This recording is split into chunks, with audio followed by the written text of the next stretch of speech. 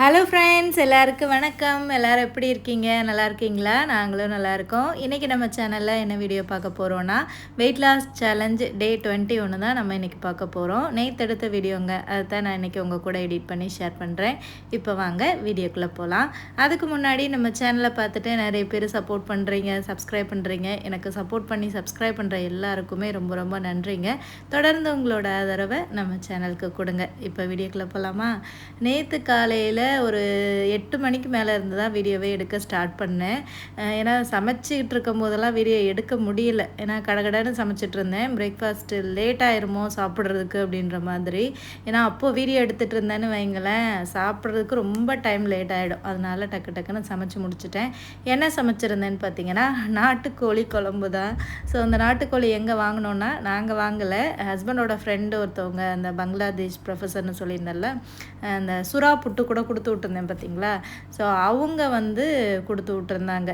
So நான் அவங்களுக்கு அம்மா கொடுத்து விட்டேன் அந்த அதிரசம் முறுக்கு அது கொஞ்சம் கொடுத்து விட்டுருந்தேன். அப்புறம் சுறா புட்டு அதெல்லாமே கொடுத்து விட்டுருந்தேன். ஸோ அது அவங்களுக்கு பிடிச்சிருந்துச்சா, நம்ம ஊர் சாப்பாடு நல்லா இருந்தது அப்படின்ற மாதிரி சொல்லியிருந்தாங்க. அவங்க இருக்கிற வீடு எந்த சைடு இருக்குதுன்னு பார்த்தீங்கன்னா, இந்த பெரக்காஸ்னு ஒரு ஏரியா இருக்குது இங்கே ப்ரோனையில். அந்த ஏரியா சைடு கொஞ்சம் உள்ளே தள்ளி போகணும். ஸோ கொஞ்சம் சிட்டியை விட்டு அவுட்டரில் இருக்காங்க. கொஞ்சம் ரூரல் ஏரியா மாதிரி தான் இருக்கும், கிராமம் மாதிரி. ஸோ அவங்க வீட்டு சைடு இந்த நாட்டுக்கோழியெல்லாம் கிடைக்கும் போல். ஸோ அவங்க வீட்டுக்கு வாங்கும்போது எங்களுக்கும் சேர்த்து வாங்கிட்டோம்னு சொல்லிட்டு ஹஸ்பண்டை வர சொல்லி கொடுத்து விட்ருந்தாங்க. அதை தான் காலையிலேயே நாட்டுக்கோழி ஒரு கிரேவி மாதிரி பண்ணியிருந்தேன். ஸோ ரொம்ப நல்லா வந்திருந்தது. நாட்டுக்கோழி நம்ம ஊரில் சாப்பிட்ற மாதிரியே நல்ல டேஸ்ட்டுமே ரொம்ப நல்லா இருந்தது. நாட்டுக்கோழி தண்ணி குழம்பு மாதிரி வைப்பாங்கள்ல ஊர் சைடெல்லாம், சரி அந்த மாதிரி வைக்கலாம் அப்படின்னு சொல்லிட்டு தான் நான் எல்லாம் ரெடி பண்ணிகிட்டு இருந்தேன். ஹஸ்பண்ட் தண்ணி குழம்பு வேணாம், கொஞ்சம் கிரேவி மாதிரி திக்காக வை அப்படின்னு சொல்லியிருந்தார். அதுதான் ரொம்ப நல்லாயிருக்கும் அப்படின்னு சொல்லிட்டு, அதனால் தேங்காயெலாம் அரைச்சி போடாமல் வெங்காயம் தக்காளி இந்த மாதிரி நார்மலாக கிரேவி பண்ணுற மாதிரி பண்ணியிருந்தேன். அதுவுமே ரொம்ப நல்லா இருந்தது. நாட்டுக்கோழினாலே கொஞ்சம் எலும்பாக தான் இருக்கும். ஸோ ரொம்ப அதில் சதம் இருக்காது, ஆனால் டேஸ்ட்டும் ரொம்ப சூப்பராக இருக்கும். ஸோ அந்த மாதிரி தான் இருந்தது. ப்ராய்லர்னால் தான் கொஞ்சம் சக்கையாக சதம் நிறையா இருக்கும். ஸோ எல்லோரும் உட்காந்து காலையில் திருப்தியாக சாப்பிட்டாச்சு. இப்போ பசங்களே உட்கார வச்சு சாப்பிட வச்சிடுறது. நம்ம சும்மா விட்டுட்டோன்னு வைங்களேன், அந்த பசங்க சாப்பிட்டே பழகவே மாட்டேங்கிறாங்க. சாப்பிட தெரியும், ஆனால் அம்மா ஊட்டட்டும் அப்போ தான் லேப்டாப் வைப்பாங்க அப்படின்னு சொல்லிட்டு வேணுக்குன்னே சாப்பிட மாட்டேங்கிறாங்க. அதனால் அவங்க அப்பா இருந்தாருன்னா அதட்டி உட்கார வச்சு சாப்பிட வச்சுருவார். நம்ம சொன்னோன்னா அந்த பசங்க கேட்கவே மாட்டாங்க. அம்மாவுக்கு எப்போவுமே டிமிக்கி தானே கொடுப்பாங்க. ஸோ அதனால் அவங்க அப்பா உட்கார வச்சு சோத்தை போட்டு சாப்பிடுங்கடான்னு உட்கார வச்சுட்டாரு. முகிலுக்கு குழம்பு ஊற்றினா சாப்பிட மாட்டான். சரி அவனால் முடிஞ்ச அளவுக்கு அந்த வெறுஞ்சோரை சாப்பிட்டுட்டோம், அப்புறமா நம்ம ஊட்டி விட்டுக்கலாம் அப்படின்னு சொல்லிட்டு அவனுக்கு கொடுத்துட்டேன். அப்புறம் ஹஸ்பண்ட் உட்காந்து நல்லா சாப்பிட்டுட்டு இருந்தாங்க. அவங்களுக்குமே ரொம்ப பிடிச்சிருந்தது. அப்புறம் நானும் உட்காந்து சாப்பிட்டேன். சாப்பிட்டதுக்கப்புறமா கொஞ்சம் வெளியில் போகிற வேலை இருந்தது. கொஞ்சம் பொருட்கள்லாம் வாங்க வேண்டியது இருந்தது. அப்புறம் பசங்களுக்கு முடி வெட்டணும்னு பிளான் பண்ணியிருந்தோம். முடி ரொம்ப வளர்ந்துருச்சு ஆதவுக்கு. ஸோ முடி வளரவும் தலைக்குள்ளே நல்லா வேர்க்க ஆரம்பிக்குது. ஏன்னா முடி அதிகமாக இருந்தாலே ஓடி ஆடி விளாடும் போது தலை நல்லா வேர்த்துரும். அப்படியே இருந்தான்னு வைங்களேன், அப்படியே சளி பிடிச்சிரும். ஸோ அதனால தான் இப்போ ஆதவுக்கு கொஞ்சம் சளி இருமல் அப்படின்ற மாதிரி வருது. முதல்ல அந்த முடியை போய் வெட்டிடலாம் அப்படின்னு சொல்லிட்டு சாப்பிட்டுட்டு நாங்கள் கடைக்கு கிளம்பலாம் அப்படின்னு பிளான் பண்ணியாச்சு. நாங்கள் எதிர்பார்க்கவே இல்லை அன்றைக்கி காலையில் நாட்டுக்கோழி கிடைக்குன்னு சொல்லிட்டு. ஸோ அன்றைக்கி நல்ல டேயாக இருக்கும் போல் அவங்க கொடுத்துட்டாங்க. ஸோ நானும் என்னடா சமைக்கிறது அப்படின்னு யோசிச்சுட்டே இருந்தேன். காய்கறிகள் நிறையா இருக்குது, அதை வச்சு ஏதாவது பண்ணலாம். இப்போ புருனை நாட்டுக்கு நாங்கள் ஒரு 1.5 வருஷம் இருக்குங்க. அந்த 1.5 வருஷத்தில் நாங்கள் வெளியில் அவ்வளோக்கா எங்கேயுமே பெருசாக சுற்றி பார்த்ததில்ல. சுற்றி பார்த்ததுன்னு பார்த்தீங்கன்னா, சும்மா அந்த மெயினாக சிட்டியில் உள்ள இடங்களை சுற்றி பார்த்துருக்கோம். கிராமம் அப்படின்லாம் போய் நாங்கள் பார்த்ததே இல்லை. ஸோ அந்த ப்ரொஃபஸர் சொல்லவும் தான் எங்களுக்கு தெரியுது, அப்போ நிறைய கிராமங்கள் இருக்கும் போல் அப்படின்னு சொல்லிட்டு. எல்லா சிட்டியுமே கிராமங்கள்லேருந்து உருவானது தானே. ஸோ அதெல்லாம் போய் பார்க்கணுன்னு ஆசை தான்.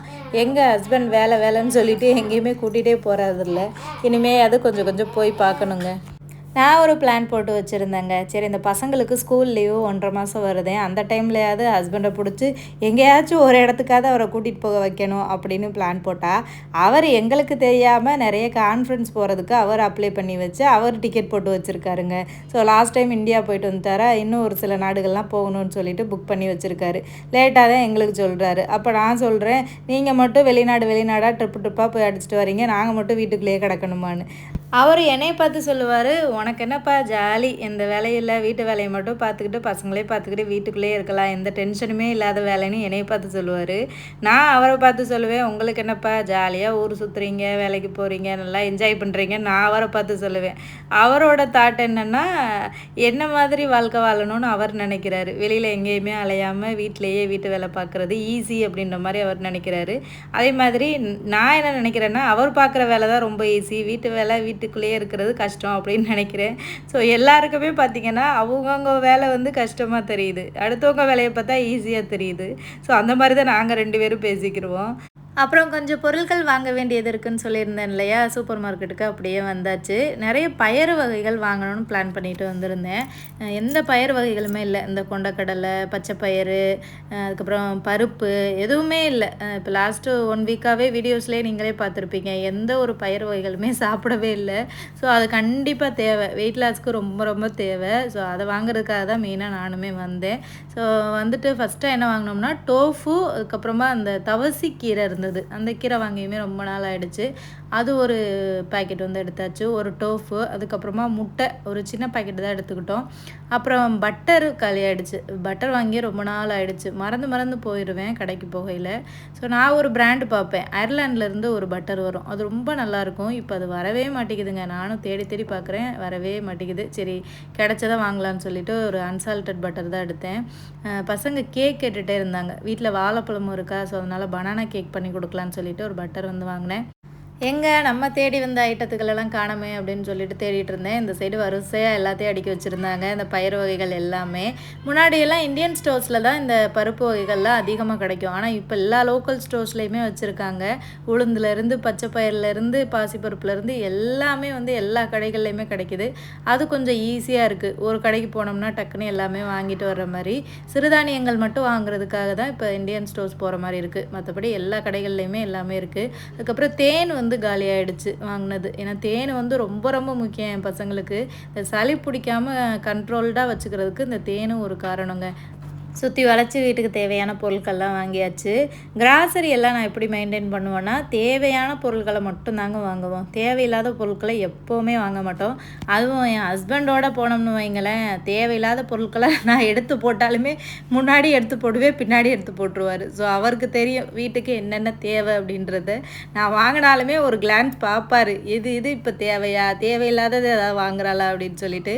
சில நேரங்களில் கடுப்பாக இருக்கும், இந்த மனுஷன் எல்லாத்தையும் தூக்கி போடுறாரு அப்படின்னு சொல்லிட்டு. ஆனால் சில நேரங்களில் யோசிப்பேன் நானுமே, ஸோ இது இப்போதைக்கு தேவையா அப்படின்றது. கண்டிப்பாக நமக்கு எந்த பொருள் எப்போ தேவையோ அப்போ மட்டும் வாங்கி பழகிக்கணுங்க. அனாவசியமாக அது அப்போ தேவைப்படும், இது இப்போ தேவைப்படும்னு வாங்கினோம்னு வைங்களேன், வேஸ்ட் ஆஃப் மணி தான். ஸோ அதனால் கிராசரி வாங்கும்போது எப்போவுமே அதை மனசில் வச்சுக்கோங்க, நமக்கு அப்போதைக்கு தேவையான பொருட்களை மட்டும் வாங்கினோம்னா ஓரளவுக்கு இந்த கிராசரி பில்லெல்லாம் கொஞ்சம் சிக்கனமாக மெயின்டைன் பண்ணலாம். ஆனால் வெளிநாடை பொறுத்த அளவுக்கு சிக்கனத்துக்கு இடமே கொடுக்க முடியாதுங்க. என்னதான் நம்ம சிக்கனம் பண்ணணும்னு நினச்சாலுமே நம்ம ஒரு பட்ஜெட் போட்டு வச்சுருப்போம், மந்த்லி இதுக்குள்ளே நம்ம செலவு அடக்கிடலான்னு சொல்லிட்டு. ஆனால் அதை தாண்டி தான் போகிற மாதிரி இருக்கும், ஏன்னா பசங்களே வச்சுருக்கோம் இல்லையா. ஸோ ரொம்ப நம்ம கையை இறுக்கி பிடிச்சி வைக்க முடியாது, தேவையான பொருட்களை நம்ம வாங்கி தாங்க ஆகணும். பசங்களுக்கு முடி வெட்டணும்னு சொல்லியிருந்தேன் இல்லையா, கிராசரியெல்லாம் வாங்கி முடிச்சுட்டு பக்கத்துலேயே ஒரு முடி வெட்டுற கடை இருந்துச்சு, அங்கே போய் 2 பேருக்கும் முடியை வந்து வெட்டியாச்சு. இங்கே ஒரு குழந்தைக்கு முடி வெட்டுறதுக்கு $3 வாங்குவாங்கங்க, ப்ரூனை டாலர் படி. நம்ம ஊர் காசுக்கு ஒரு ஆளுக்கு ஒரு $180 வரும். ஆனால் ரொம்ப ரொம்ப பரவாயில்ல தாங்க, நம்ம ஊர்லேயே இப்போ $100 பக்கம் வந்துருச்சு. ஸோ இங்கே $180 ஓரளவுக்கு பரவாயில்ல, ரொம்ப கம்மியான காசு தான். ஸோ 2 பேருக்குமே வெட்டியாச்சு. முடி வெட்டுறதுக்குள்ளேயும் படுத்தின பாடு இந்த முகில். ஆதவ கூட அமைதியாக இருந்துக்கிட்டா, ஆனால் முகிலால் இருக்கவே முடியலை, ஒரு இடத்துல கண்ட்ரோல்டாக உட்காந்துக்கிட்டு. ஸோ எப்படியோ சமாளித்து அவங்க அப்பா அதட்டி ஃபோனை காமிச்சு வெட்டியாச்சு. ஒரு முடி வெட்டுறவரே ஒரே சிரிப்பாக தான் சிரிச்சிட்டு இருந்தார், எப்படிங்க வீட்டில் வச்சு சமாளிக்கிறீங்க அப்படின்னு சொல்லிட்டு. வேறு என்னென்னா பண்ணுறது, சின்ன குழந்தைங்க அப்படி தானே அப்படின்னு சொல்லிட்டு காமெடியாக முடிச்சுட்டு வீட்டுக்கு வந்தாச்சு. இதெல்லாம் தாங்க நான் வந்து வாங்கினது. இந்த பயிர் வகைகள்லாம் இல்லைன்னு சொல்லியிருந்தேன் இல்லையா, கொண்டக்கடலை, மொச்சப்பயிறு, வேர்க்கடலை, பச்சைப்பயிறு, காராமணி, அப்புறம் பாப்கார்ன் செய்கிறதுக்கு 2 பாக்கெட்டு இந்த கார்ன் வந்து வாங்கியிருந்தேன். அது இருந்தால் தான் இந்த முகிலை வந்து சமாளிக்க முடியும். டெய்லி கொஞ்சமாவது பாப்கார்ன் பண்ணி கொடுத்தா தான் அதை சாப்பிட்டுட்டு அமைதியாக இருப்பாங்க. அப்புறமா வாங்கிட்டு வந்த கிராசரிஸ் எல்லாத்தையுமே எடுத்து ஃப்ரிட்ஜுக்குள்ள தான் ஸ்டோர் பண்ணேன். வெளியில் வச்சோம்னு வைங்களேன், கொஞ்ச நாள்லேயே ஒரு மாதிரி புழு பிடிக்கிற மாதிரி ஆகிடுதுங்க. ஸோ அதனால் ஃப்ரிட்ஜிலே வச்சிடலான்னு வச்சாச்சு. இந்த ஃப்ரிட்ஜில் வந்து டபுள் டோரு. இந்த சைடு வந்து ரொம்ப கூலிங்காக இருக்கும், இந்த சைடு ஓரளவுக்கு நார்மலாக தான் இருக்கும். ஒன் சைடு ஃப்ரீசர் மாதிரி, ஒன் சைடு நார்மலாக இருக்கிற மாதிரி. ஸோ அந்த நார்மலாக இருக்கிறதுல நிறைய எனக்கு ஸ்பேஸ் வந்து ஃப்ரீயாக தாங்க இருக்கும். ஸோ நிறைய நான் ஃப்ரிட்ஜிலலாம் ஸ்டோர் பண்ண மாட்டேன், மாவுலேருந்து எதுவுமே. ஸோ இப்போ வந்து அந்த கிராசரியை போட்டு வச்சுக்கலாம் அப்படின்னு சொல்லிட்டு அதுக்காக யூஸ் பண்ணிகிட்ருக்கேன். ஏன்னா அதுக்குள்ளே போட்டோன்னா அந்த புழு பூச்சியெல்லாம் அவ்வளோக்கா ஏறாது இல்லையா, இல்லைனா பயிர் வகைகள்லாம் டக்குன்னு புழு பிடிச்சிருது. ஸோ அது எதனாலனா எக்ஸ்பைரி டேட்டெல்லாம் இருக்கத்தான் செய்யுது. மேபி இந்த கிளைமேட்டுக்கு வந்து செட் ஆக மாட்டேதுன்னு நினைக்கிறேன். இங்கே வந்து எக்ஸ்ட்ரீமாக மழை பெய்யும், எக்ஸ்ட்ரீமாக வெயில் அடிக்கும். ஸோ அதனால் வந்து அந்த வெயில் செட் ஆகலை போல். ஸோ அதனால் ஃப்ரிட்ஜிலே ஸ்டோர் பண்ணிடலான்னு சொல்லிட்டு ஸ்டோர் பண்ணியாச்சு.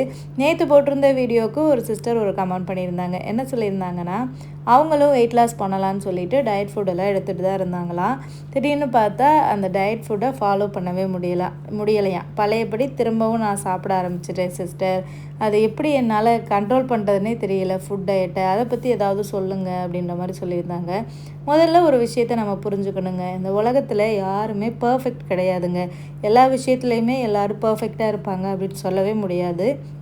எல்லாருமே ஒரு கட்டத்தில் ஒரு விஷயத்தை விடுற மாதிரி தான் இருக்கும். ஸோ நானுமே வந்து இப்போ வெயிட் லாஸ் நான் எப்போ ஸ்டார்ட் பண்ணேன், 13ஆம் வந்து ஸ்டார்ட் பண்ணேன், நவம்பர் 13. ஸோ இப்போ வந்து பார்த்திங்கன்னா ஒரு 20 நாள் பக்கம் ஆகிடுக்குங்க நான் ஸ்டார்ட் பண்ணியே. ஸோ இந்த 20 நாள்லையுமே நான் அம்மா ஊர்லேருந்து கொடுத்து விட்ட முறுக்கு பலகாரம் எல்லாமே சாப்பிடத்தான் செஞ்சேன். ஸோ யாருமே வந்து கரெக்டாக அதை ஃபாலோ பண்ணவும் முடியாது. மனுஷனாக இப்போ இருந்தால் எல்லாருக்குமே வந்து ஒரு இது இருக்கத்தான் செய்யும்.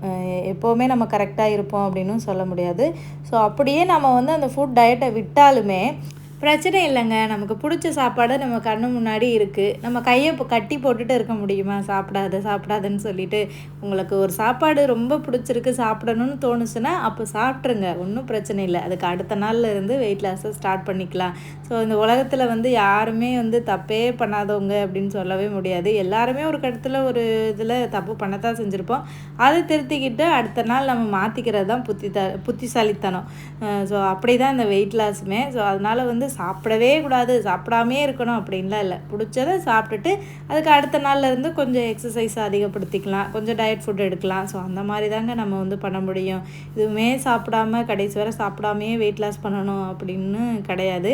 ஏன்னா வெயிட் லாஸ்லேயே மந்த்லி ஒன்ஸ் வந்து இந்த சீட் டேலாம் பண்ணுவாங்க ஒரு சில பேர்லாம். நான் ஒரு சில யூடியூப் சேனலெல்லாம் பார்த்துருக்கேன். அன்றைக்கி போய் அவங்களுக்கு பிடிச்சதே எல்லாமே சாப்பிடுவாங்க.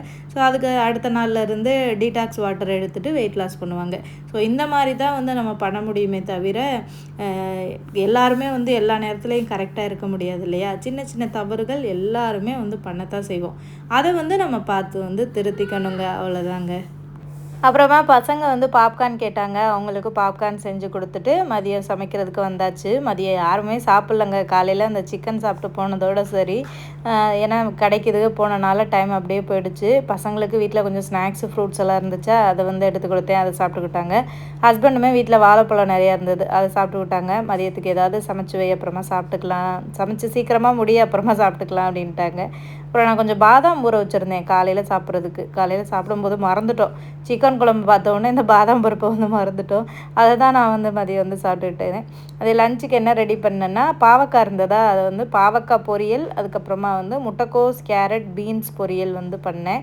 ஏன்னா காலையில் வச்சு அந்த சிக்கன் குழம்பு கொஞ்சம் இருந்தது. ஸோ அதனால் வந்து இந்த பொரியலை வச்சு சமாளிச்சுக்கலாம் அப்படின்னு பிளான் பண்ணிட்டேன். ஏன்னா 2 பொரியல் சாப்பிடணும் அப்படின்னு சொல்லிட்டு தான் பண்ணிகிட்டு இருக்கேன். சிக்கன் குழம்புக்கு பாவக்காய் பொரியலா அப்படின்னு கொஞ்சம் வித்தியாசமாக இருந்தது காம்பினேஷன். பட் பரவாயில்ல, பாவக்காவும் ரொம்ப நல்லது தானே, அதனால் வந்து பண்ணியாச்சு. பாவக்காய் வந்து ரொம்ப நாள் ஃப்ரிட்ஜில் வைக்க முடியல. ஃப்ரிட்ஜில் வச்சோன்னா ஒரு மாதிரி கொலன்னு போயிடுதுங்க. ஸோ அதனால் அதை ஃபஸ்ட்டு சமைச்சிடலான்னு சொல்லிவிட்டு அதை வந்து எடுத்துக்கிட்டேன். அப்புறம் முட்டைக்கோஸ் கேரட் பீன்ஸு இது 3ம் போட்டு ஒரு பொரியலுங்க. இது இந்த கல்யாண வீடு, இந்த பால் காய்ச்சி வீடு, இதுகளெல்லாம் வந்து இது கண்டிப்பாக வைப்பாங்க இந்த பொரியல். வெஜிடேரியன் சாப்பாடுனாலே இந்த பொரியல் கண்டிப்பாக இருக்கும். இது கூட பாசி பருப்பெல்லாம் போட்டு பண்ணுவாங்க, ரொம்ப நல்லாயிருக்குங்க. வெறும் முட்டைக்கோஸ் பொரிக்கிறத விட இந்த கேரட் பீன்ஸ் எல்லாம் போட்டு இந்த பாசிப்பருப்பு தேங்காய் துருவிலாம் போட்டு பண்ணி பாருங்களேன், ரொம்ப நல்லாயிருக்கும். ஸோ நான் அதை எப்படி பண்ணுறதுன்றதை இந்த வீடியோவில் காமிக்கிறேன். பாவக்காவை நல்லா ரவுண்டாக கட் பண்ணி எடுத்துக்கிட்டேன். பாவக்காய் வந்து நான் எப்போவுமே விதையோடு தாங்க பொரியல் பண்ணுவேன். குழம்பு வச்சாலும் சரி பொரியல் பண்ணாலுமே விதையோடு தான் போடுவேன். சில பேர் கமெண்ட்டில் கேட்டிருக்கீங்க, ஏன் பாவக்காயிலலாம் விதையே எடுக்க மாட்டேங்கிறீங்க அப்படியே போடுறீங்கன்னு சொல்லிட்டு. ஏன்னா அந்த பாவக்காய் விதையில் நிறைய சத்துக்கள் இருக்குங்க, அதில் நிறைய ப்ரோட்டீன் இருக்குது. அது மட்டும் இல்லாமல் எங்கள் அம்மாச்சிலாம் பார்த்திங்கன்னா சின்ன பிள்ளையில் இந்த பாவக்காய் விதையை மட்டும் வச்சு துவையல் பண்ணுவாங்க. புளி பூண்டு பாவக்காய் விதையை வறுத்துட்டு, ஏன்னா எங்கள் அம்மாச்சி வந்து தோட்டத்தில் பாவக்காய் போடுவாங்க. ஸோ போட்டுட்டு நிறைய விதைகளுக்காக நிறைய பாவக்காய் விதை எடுத்து வைப்பாங்க. இந்த பொடி பாவக்கான்னு சொல்லுவாங்க, எங்கள் ஊர் சைடெலாம் கிடைக்கும். இங்கிட்டலாம் வெளிநாட்டிலலாம் பார்த்ததில்ல, சின்ன சின்ன மிதியடி பாவக்கான்னு சொல்லிட்டு. அந்த பாவக்காய் விதையை நிறைய சேகரித்து வச்சுருப்பாங்க அடுத்த விதைக்கு வயலில் போடுறதுக்கு. அதுலேருந்து கொஞ்சம் பாவக்காய் விதையை எடுத்து வறுத்துட்டு புளி பூண்டு அதுக்கப்புறம் இந்த பாவக்காய் அப்புறம் மிளகாய் அதெல்லாம் வச்சு ஒரு துவையல் மாதிரி பண்ணுவாங்கங்க. ரொம்ப சூப்பராக இருக்கும். அது மட்டும் இல்லாமல் குழந்த பிறந்த தாய்மார்களுக்கு அந்த துவையல் பண்ணி கொடுப்பாங்க, குழந்தைக்கு வந்து பூச்சி கடிக்கக்கூடாது அப்படின்னு சொல்லிட்டு. ஏன்னா நம்ம சாப்பிட்ற இனிப்பு குழந்தைக்கு போய் இதாகும் தாய்ப்பால் மூலமாக அப்படின்னு சொல்லுவாங்க. அதுக்காக இந்த பாவக்காய் துவையல்லாம் பண்ணி கொடுப்பாங்க. ஸோ அப்போ பார்த்துருக்கேன் இந்த பாவக்காய் விதையில் அவ்வளோ நல்லது இருக்கான்னு. ஸோ அதிலேருந்து நான் பாவக்காய் வாங்கினனாலே விதைகளோடு சேர்த்து தான் பொரியல் பண்ணுவேன். பாவக்காய், புடலங்காய், சொரக்காய் இதுலேயுமே விதைகளை தூக்கி போட மாட்டேன். முத்தலாக இருந்ததுன்னா அந்த விதைகளை வந்து சேர்க்க மாட்டேன். ஏன்னா முத்தலாக இருக்கிற விதை வந்து ரொம்ப ஹார்டாக இருக்கும். ஆனால் பிஞ்சாக இருக்கிற விதைகளை வந்து சேர்த்துக்கலாம். அதனால் எப்போவுமே வந்து முடிஞ்ச அளவுக்கு இந்த புடலங்காய், பீக்கங்காய், பாவக்காய் எல்லாத்துலேயுமே வந்து விதைகளோடு தான் சேர்த்து பண்ணுவேன். ஏன்னா விதைகளில் அதிக அளவில் ப்ரோட்டீன் இருக்குங்க. அந்த விதைகளில் இருந்து தானே செடியே உருவாகுது. ஸோ ஒரு சைடு பாவக்காய் பொரியல், இன்னொரு சைடு முட்டைக்கோஸ் பொரியல். முட்டைக்கோஸ் பொரியலுக்கு எண்ணெய் ஊற்றிட்டு வெங்காயம் பூண்டு போட்டு வதக்கிட்டு கருவேப்பிலெலாம் போட்டு வதக்கிட்டு நம்ம நறுக்கி எடுத்து வச்சுருக்க முட்டைக்கோஸு, கேரட்டு, பீன்ஸ் எல்லாம் சேர்த்துக்கணும். அப்புறமா பாசிப்பருப்பு ஒரு கையளவுக்கு ஊற வச்சுருந்தேன் முட்டைக்கோஸ் நறுக்கையிலேயே. அப்போ அந்த பாசிப்பருப்பை அது கூட போட்டுட்டு உப்பு போட்டு அப்படியே வேக வைக்க வேண்டியதாங்க. இறக்கையில் கொஞ்சம் தேங்காய் துருவல் போட்டுக்க வேண்டியதான். சூப்பராக இருக்கும். இதை ட்ரை பண்ணி பாருங்கள். நிறைய காய்கறிகள் சேர்த்து பண்ணுறோமா, இது நல்லா ஹெல்த்தியாகவும் இருக்கும். ஸோ அதுக்கப்புறமா நாங்கள் சாப்பிட்றதுக்கே பார்த்திங்கன்னா 4 மணிக்கு மேலே ஆகிடுச்சுங்க. லஞ்ச் எங்கே சாப்பிட்றது, டைரெக்டாக டின்னரே சாப்பிட்றலான்னு சொல்லிட்டு முடிச்சுக்கிட்டாச்சு டின்னரையே. முட்டைக்கோஸ் பொரியல், கொஞ்சம் சோறு, அதுக்கப்புறமா பாவக்காய், அதுக்கப்புறமா அந்த காலையில் வச்சு சிக்கன் குழம்பு இருந்தது. ஸோ இதை வச்சு சூப்பராக சாப்பிட்டாச்சு. சோறு வந்து ஈவினிங் டைமில் சாப்பிடாதீங்க சிஸ்டர். டின்னருக்கு சோறே எடுத்துக்காதீங்க. நான் நைட்டுக்கு நீங்கள் சோறு எடுத்துக்கிட்டிங்கன்னா வெயிட் வந்து குறையாது. மதியம் எடுத்துக்கோங்க, ஆனால் ஈவினிங் எடுத்துக்காதீங்க அப்படின்ற மாதிரி ஒரு சிஸ்டர் கமெண்ட் பண்ணியிருந்தாங்க. உண்மைதாங்க, ஈவினிங் டைமில் சோறு எடுத்துக்கிட்டோம்னா வெயிட்டு குறையாது தான். வேறு என்ன பண்ணுறது, நம்மளாம் சவுத் இந்தியன்ஸ் சோறு சாப்பிடாமல் இருக்கவும் முடியலை. பயங்கர பசியாக இருக்கும்போது கொஞ்சமாவது சோறு எடுத்துக்கிட்டால் தான் நமக்கு வந்து அந்த பசி கண்ட்ரோல்டாக இருக்கிற மாதிரி இருக்குது. ஸோ அதனால் ஒரே ஒரு கரண்டி 100 கிராம் மட்டும்தான் வந்து சோறு எடுத்துக்கிடுவேன். ஸோ வெயிட் வந்து நமக்கு ஸ்லோவாக குறைஞ்சாலும் பரவாயில்லைங்க. அதுக்காக நம்ம வந்து கம்ப்ளீட்டாக சாப்பிடாமே இருக்க முடியாது இல்லையா? ஸோ அதனால தான் எடுத்துக்கிறேன். ஸோ அவ்வளோதாங்க இந்த வீடியோ. நம்ம நெக்ஸ்ட் வீடியோவில் பார்க்கலாம். பாய் பாய்.